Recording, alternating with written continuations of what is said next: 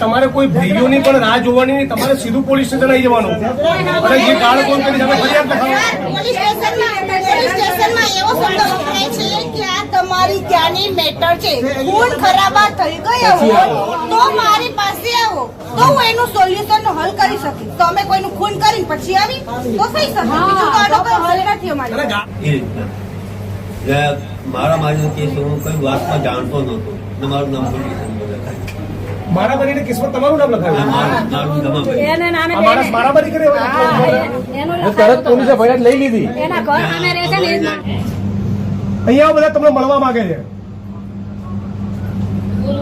હા, આ 78 વર્ષના કાકાએ બિલ્ડરના લોકો ઉપર હુમલો કર્યો, તમે આમની સામે ઓફેન્સ દાખલ કર્યો. જાઓ ઉભા.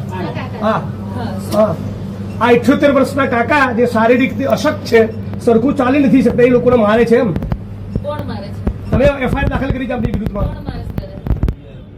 અરે તમે એફઆઈઆર કરી છે, આમની ઉપર આરોપી બનાવી દે.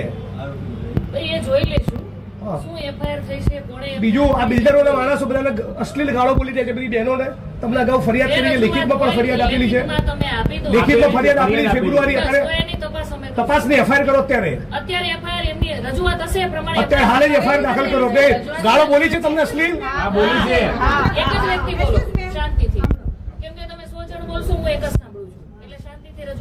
બીજું તમારે કોચરબના ઠાકોરવાસમાં દેશી દારૂનો અડ્ડો ચાલે છે. બીજું બાબુ ઠાકોરનો બીજો કોચરબમાં દારૂનો અડ્ડો ચાલે છે. ત્રીજો અડ્ડો ચાલે છે ઇંગ્લિશનો ઝાલાનો.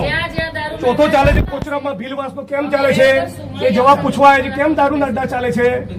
તમે 78 વર્ષના વડીલ ઉપર ઓફેન્સ દાખલ કરો છો તો આ બધા બુટલેગર ઉપર ઓફેન્સ દાખલ કરો.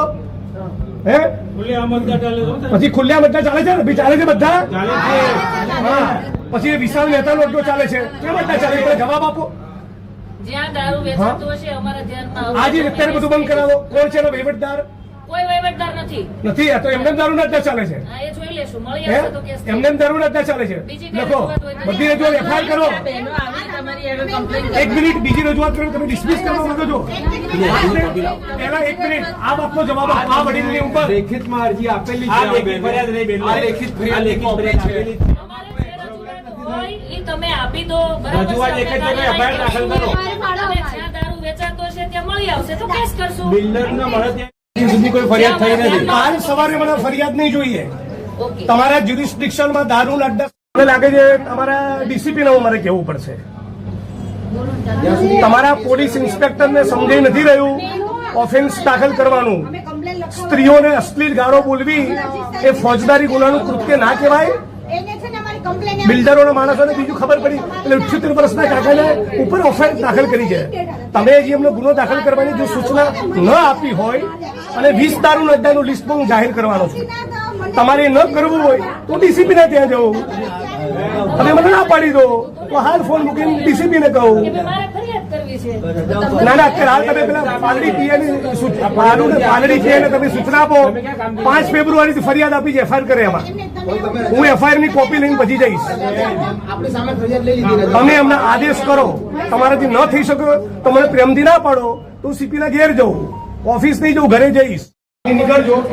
અને બેન, આપણને એકદમ વિનંતી અને શિસ્ત ભાષામાં કહું છું, આવતીકાલ સાંજનો સૂર્ય અસ્ત થાય ત્યાં સુધી તમારા જ્યુરિસ્ડિક્શનમાં દારૂ જુગારની એક વસ્તુ મનાઈ બધાની વચ્ચે કહું છું. 4 તારીખે 11 વાગે ડીસીપી જોન સાતની કચેરીએ તમારા સસ્પેન્શનની માગણી લઈ જઈશ. હું કહું એટલે કરવું જ. Take it be seriously. અને કોઈ પણ માણસ તમારો સ્ટાફ ઊંચા અવાજમાં બિલકુલ વાત ના કરે. કેમ જિગ્નેશભાઈ આવ્યા હતા, કોઈ ટણી બની ના જોઈએ. ઓકે, દાદા આવી ગયા.